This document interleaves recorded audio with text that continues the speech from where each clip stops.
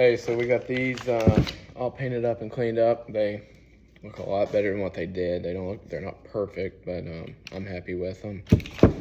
Got this cleaned up as well and painted. So next thing to do is to put the kingpin in. Your first thing you'll do is you'll put these in that the kingpin slide into. They set in here. There's a ridge and it lines up. It has a hole, and you don't have to line that up with the grease hole. It's not a big stress. I put this one in already, tested it out. I did not line it up on purpose because I just wanted to see how it mattered, because the first time I did, and it does not matter. Grease gets in there no matter what. So I don't know if you can see it, but you can see grease coming through the hole right there, and it is not lined up with the grease fitting. So so the next thing we'll do is put this one in, and I would like to line up with the grease fitting as much as I can, but like I said, it's not life or death, you know. So so we'll just get started. I just tap on it with a hammer.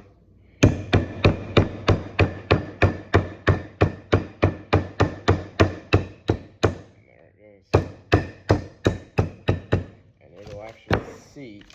So I'll take this is a 13/16 socket, and just, there it is. You hear that pitch difference. So that's in there. Then you can grease it. You can grease it before you put your kingpin in, actually. So I took the grease fittings out. I'll just put them back in and I'll show you.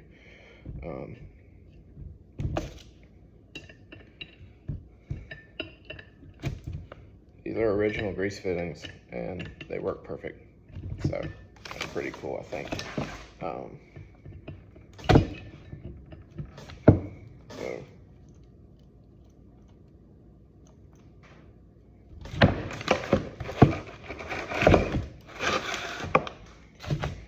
So you can see, got grease in there. Didn't line it up, didn't worry about it. Doesn't matter. So next thing we got to do is to add the kingpin. And the kingpin is going to go through the whole thing. Here's your new bearing, okay? That goes on the bottom of this. And here's the shims. So these come for wear and tear, and they they help with play in your steering knuckle. The last one I took off had 0 shims in it, and I was able to get 0 in. I'll try one. You'll see me. I'll get ready and try one for us. But they just go on the top side. We'll see if we can get it in. If not, then I just won't go with any. I think it'll be fine. I'm not too stressed about it, to be honest. So they lay on the top. This part's a little tricky. It can take some time to do. That's also why I didn't go with the shim the last time. So you get your bearing up there.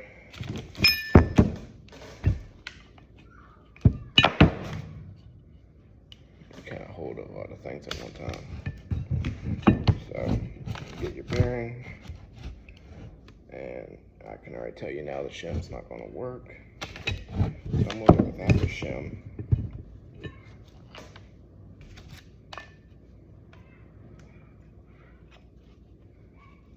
I'll put that in right there, okay? So it sets like that. I can try to work the shim in now, but you gotta be careful because these things will stretch your fingers too. It's a very tight fit, which is good, but man, I don't know. Do not know if we're going to put that in there, if we're going to get both of them in there. Nope. That's close that time. If I can work that shim down.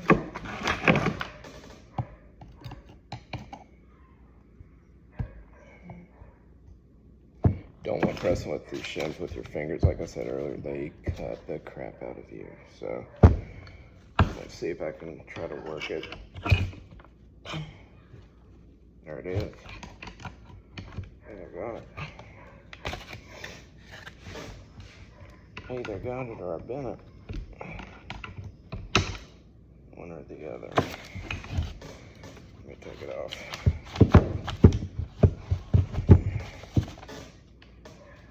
Looks fine.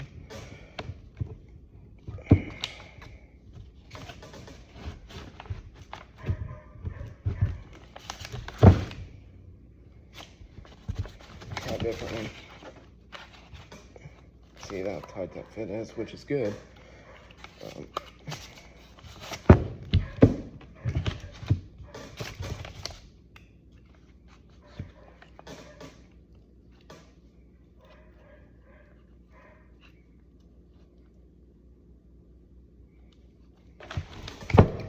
Man.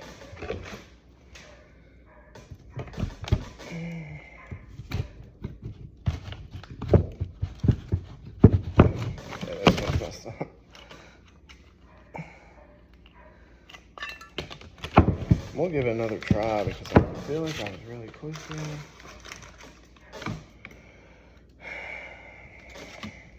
It's fun.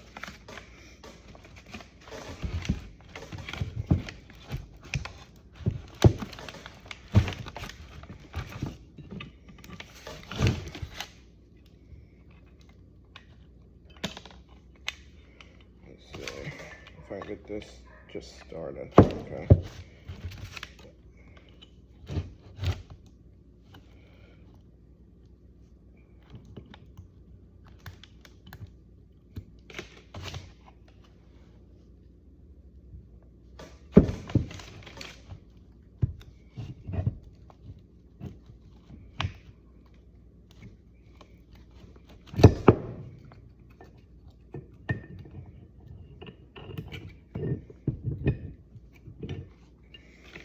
We're not going to do it. We're going to go without it. It's too much of a hassle. It really is. Okay.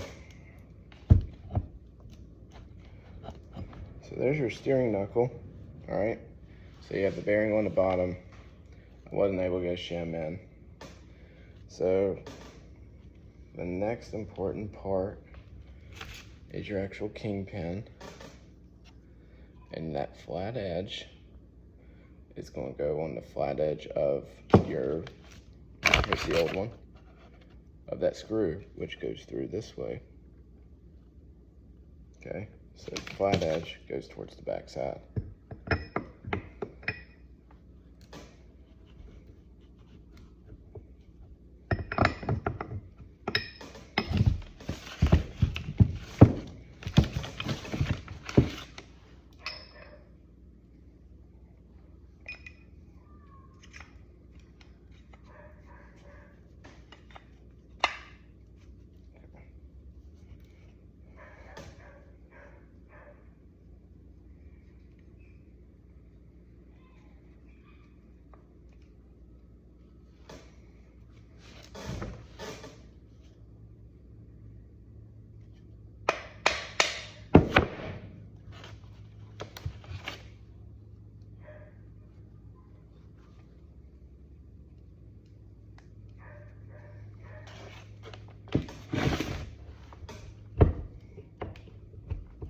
There it is.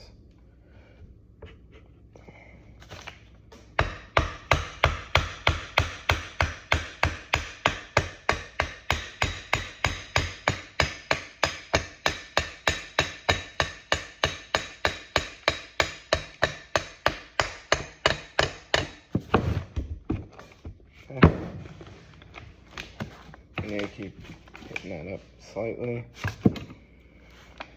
We'll have to use a smaller socket to just tap on this.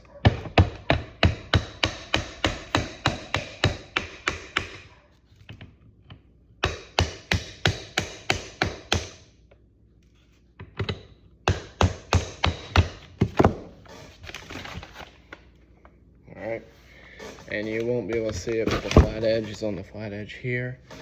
So the next thing to do is to put your bolt in to lock that into place.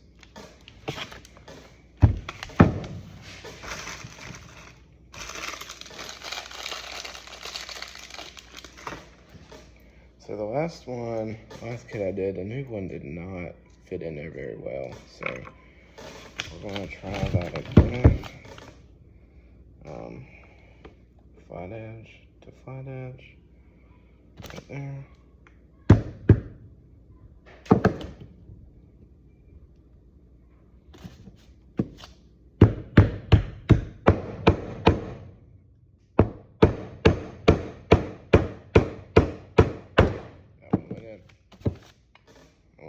Perfect. A spin operator here, and then you put your screw,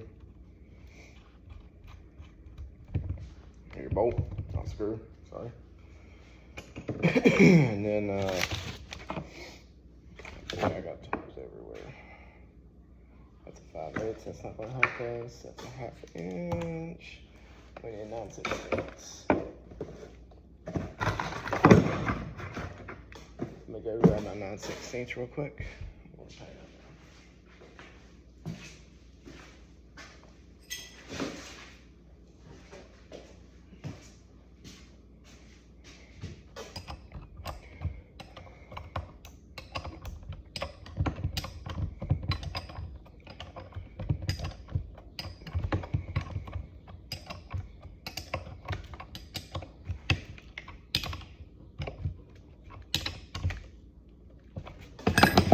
Alright, there it is.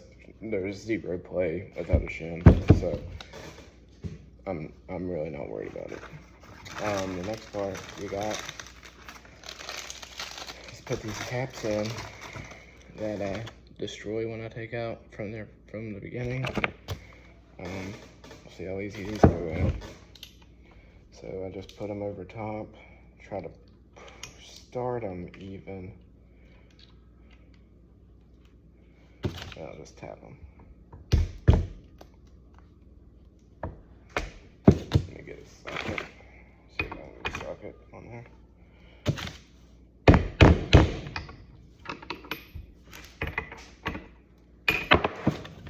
Smaller. I need to get on this side a little bit.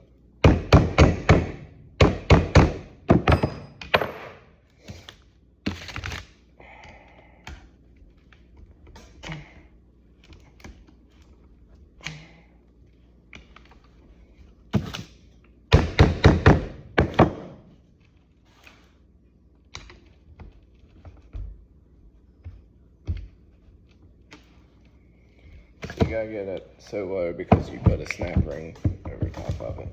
So that's what I'm working on right now. I'm just trying to get this edge over here down.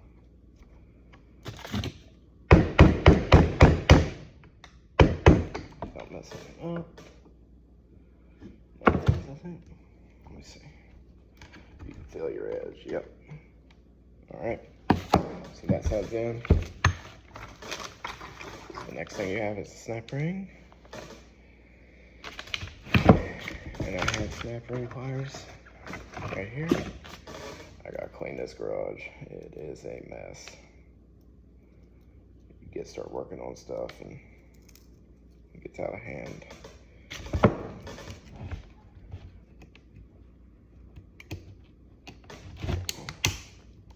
So I got part of it in there.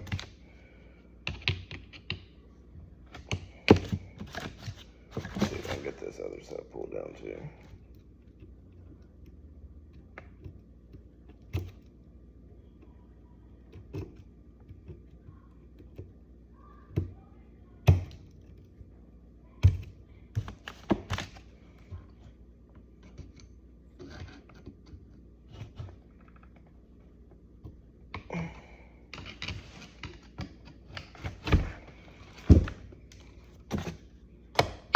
There it is. Alright, and then these weren't on the original, but they come like with a dust plate to go over those snap rings as well. So those just kind of tap in there, just like that. And Same thing on the other side. Over here. There's my plate.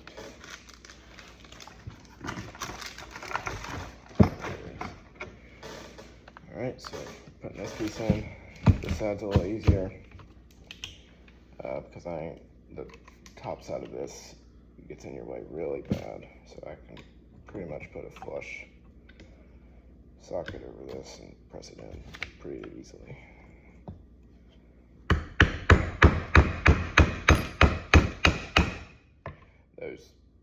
That might go off. Yeah, that's no big deal. We'll press them back in.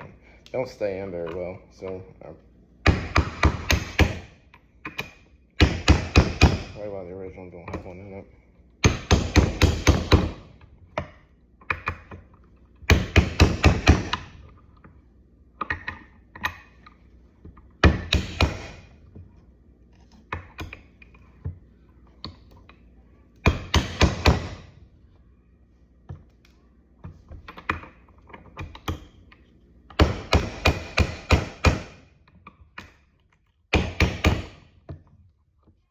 Alright.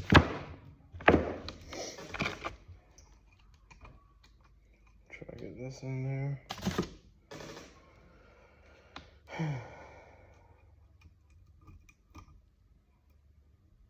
Oh. My cheap sniper ring pliers are off the tip. There we go.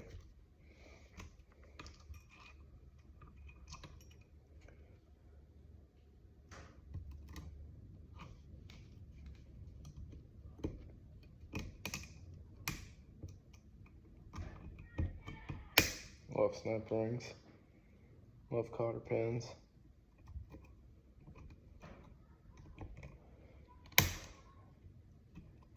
Man.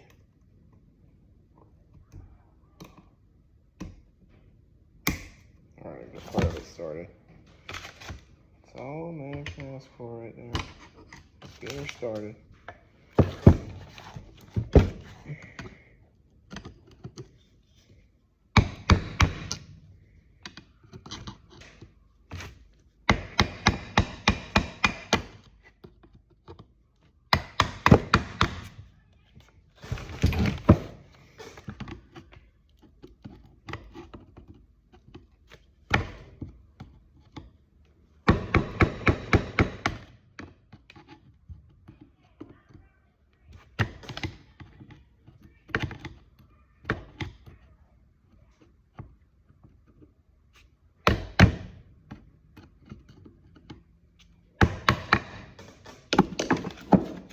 Alright, it's in there.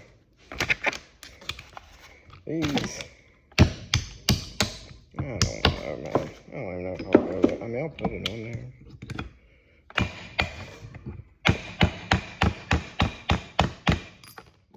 See, they just fell right out. I don't really understand their purpose. I mean, I get their purpose, but there's nothing holding them in there. Oh man. It's like dust caps. I mean, I like the idea, don't get me wrong. See? The other side is out.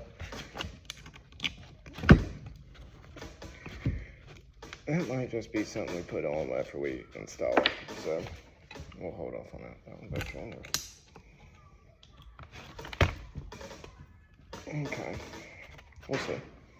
But yeah, that's how you put the kingpin back together. That's it. So next thing we'll do is we'll attach everything back to the spindle, put a dust plate, and then for your tie rod connector, and then start putting this front end back together. I got my new shocks and springs. I had the new shocks. I got the new springs just today. I painted the passenger side. I think I talked about this earlier, and then everything looked good. Put it all back together, and then the driver's side was in 3 pieces.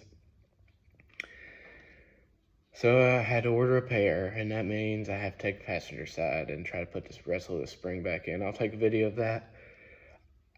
I don't have a trick. I just do it until it fits. I don't use a spring compressor. You don't really need it. Probably make things easier. I don't have one. I didn't go rent one, so I'll take a video and show you how I do it.